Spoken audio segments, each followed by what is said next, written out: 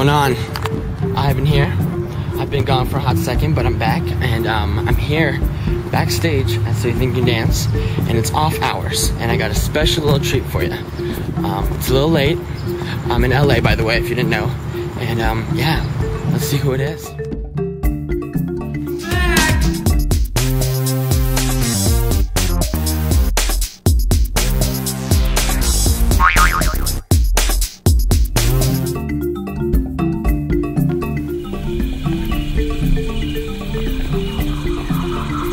Been here in a while. Whew. Welcome to the backstage of So You Think You Can Dance. Bam. Ladies and gentlemen, you wanted entertainment. Well, I got the only entertainment. Here he is. I give you Mr. Tyce di Orio. So, ladies and gentlemen, Tyce di Orio. What's up? So, first question, who are you? What are you about? Where do you come from? Where are you going? I'm Tyce di Orio. I'm from New York City, true New Yorker. And I live in fake LA, but that's okay. I can exist here in LA, you know, without being plastic and fake. But yeah, from New York, and dancer, choreographer. So you think you can dance choreographer now? How the hell did that happen? But it's here. And it's great. they think I'm Superman. I work every week. Oh my god. I feel like I don't have an idea in my head, but somehow it happens. I don't know how it happens, but it happens. So yeah. Mind you, he is responsible for my fame. Yes. Just so you know that. But one of the routines was so awesome. Like the. Okay, so let's move on a little bit. Yeah. So You Think You Can Dance, you've done all 4 seasons. I have. And you've been everywhere, you've seen everyone, you've danced with everyone. Yeah. What's changed? What's been around? What do you like? What do you don't like? Just give me some things about the show. Real? I'm going to give you the real. Real. Okay, well. We'll plant over here. Tucking the mic. Here we go. If I'm real, I get in trouble. I don't want to be. Yeah. Kind of real. Okay. Yeah, I'm going to be. Yeah, okay. So, first season, I came in at the end and did Nick and Melody's routine, all that jazz, which was really great for me because it was a big smash and blah, blah, blah. So they asked me back. That season, I didn't really get to experience the dancers, but they seemed cool. And, you know, Blake was on the season, so they seemed cool, some of them. I love you, Blake. Anyway. Anyway, let's move to season 2. Anyway, season 2 was great because it was like, there was, I call that the heart and soul season.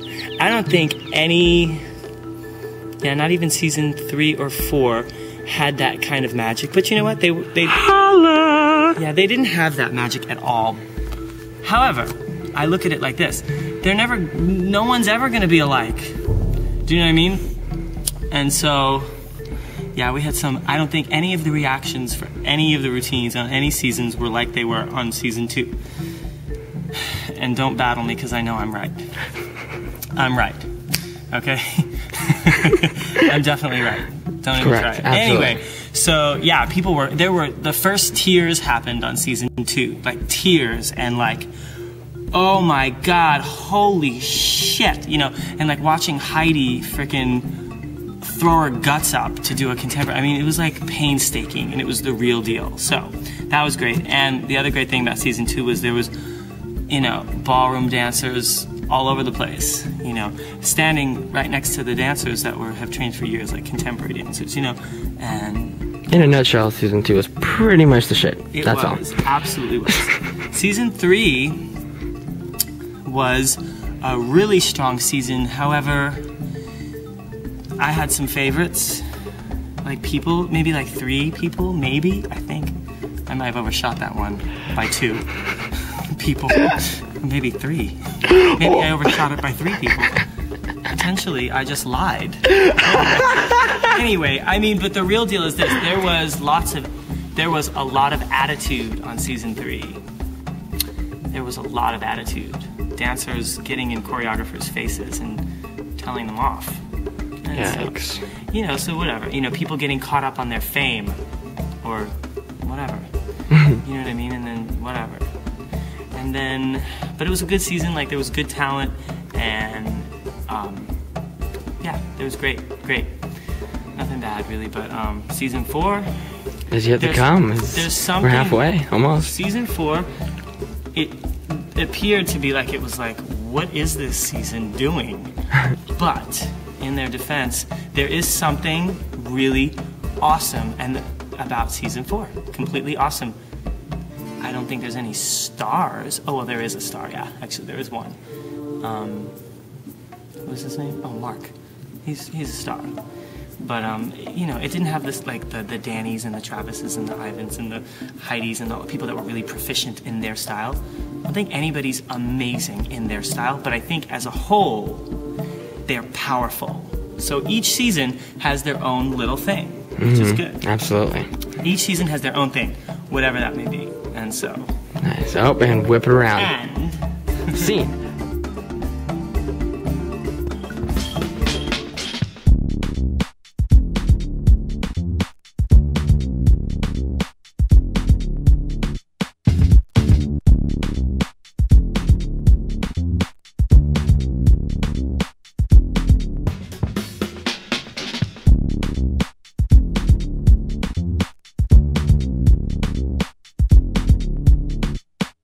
Okay, now let's move over here for a second. Yo, I'm sitting in Mary's chair, guys. This is pretty nuts. Woo! I do once. Okay, and last question. Yeah. So these dancers come on this show, such as me, and we get off the show, we get this taste of fame, and we're so excited about it. How do you stay in the spotlight? How do you stay, quote unquote, maybe not famous, but on top of the game? What's the secret? Well, the secret is you have to recognize that why you were here. If you're on So You Think You Can Dance, you have to recognize why you were here, what you took with you, the biggest lesson, and not to put all your eggs in one basket, and just pay attention to, like, it's like you come on this show, you get the biggest lesson anyone could get as a dancer. You can't even buy this experience. You can't buy it. It's not available anywhere in stores. It's not available. So you work with all the best choreographers, and I'm not talking about myself. I'm talking about the people that are choreographing, that are peers of mine. You work with these world-class choreographers. They're giving you everything. You're performing, you're learning how to be under the lights, you're learning how to be on TV in front of millions of people, you're learning to go on stage, go on tour, you get everything, everything, everything. If you come off this experience, you have to keep learning how to network, you have to keep auditioning, you have to find out who's the top choreographers.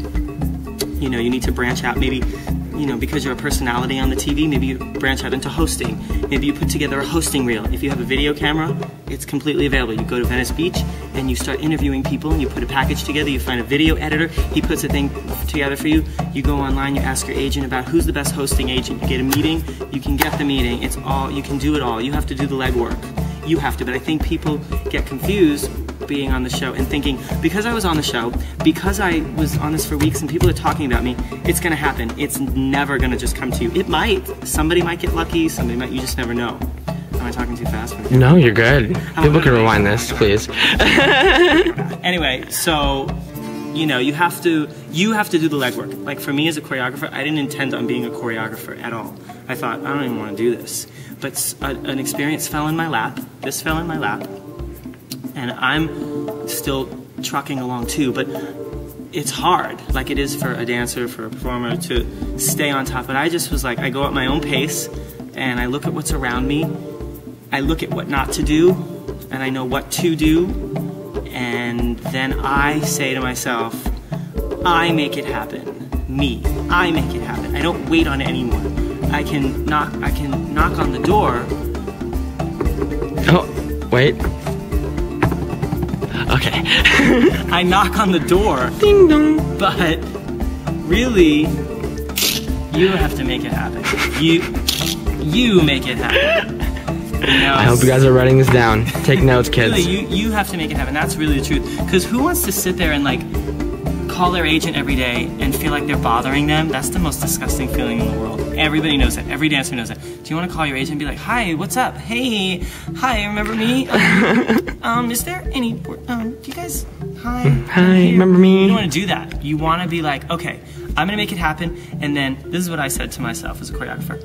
I'm going to do so much legwork that I'm going to have all the agents looking at me.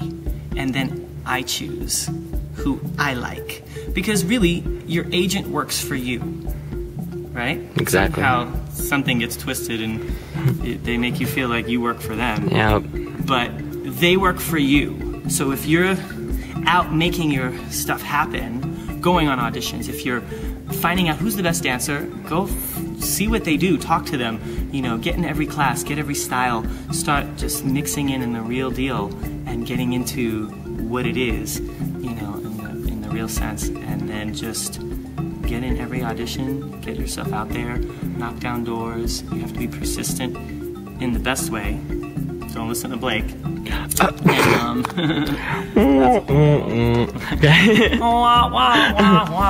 So basically, and this is not just for dance on the show, this is actually good advice for all dancers, first of all. Absolutely. I think everyone needs to know exactly what he said. Basically, the point of the story is, you have to make it happen. And the other thing is along with, it's very difficult, you learn this later on or you don't, the rejection, this is important, so write it down.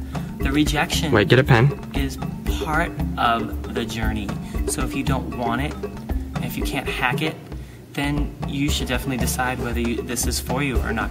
Because like for me, it's like like for example, when the judges up here on the show, let's say, they say something about a routine out of all 350 that I've done, like if they say something negative about something or constructive criticism, if they didn't like it, I mean, what if they didn't like it?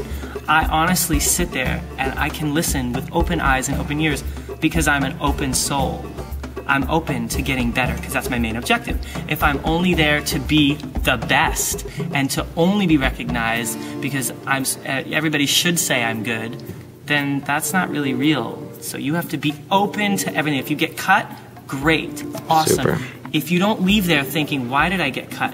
What didn't I do? What was everybody doing that I didn't do? What did they have? You know, there's just certain things you have to look at. So you have to be open and be willing to get better. Because for me, I don't care about any of the glitz, the glam, the fame, or the whatever. Because I'm famous on the inside. I'm famous to brilliant. myself. You know, that is genius. Really famous to myself. Oh, Mr. Tyce di Orio. Words of advice from the man himself. And one more time, little last shot. Bam. Cake? Oh, cake. Good.